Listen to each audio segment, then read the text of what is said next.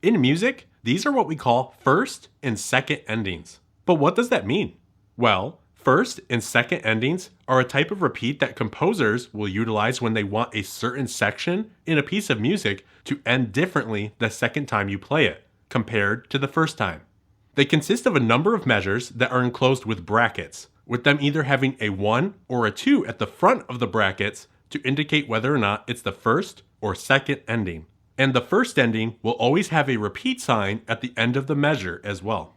But how do these first and second endings function in a piece of music?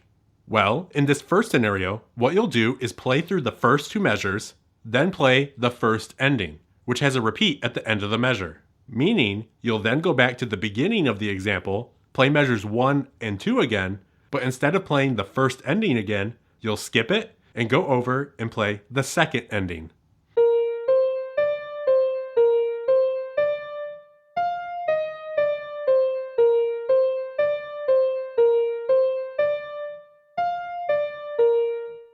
The way that was played showed the example ending immediately after the second ending. This does happen a lot in music, but there also could still be some more measures that come after the second ending. In that case, you'll still do everything in the same order we talked about, but instead of stopping after the second ending, you'll keep going and play through the rest of the music.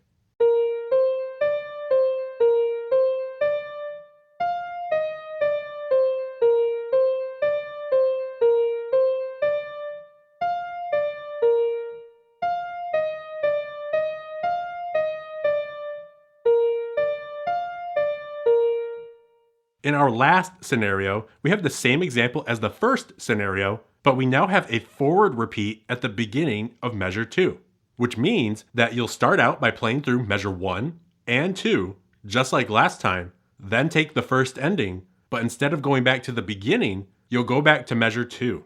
And after you play through measure 2, you'll then take the second ending.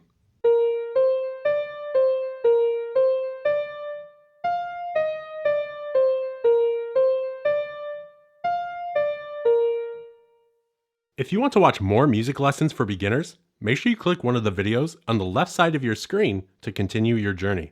And hey, if you want to see more content like this, then click the profile icon on the right side of your screen to subscribe to the channel. That way you never miss another video.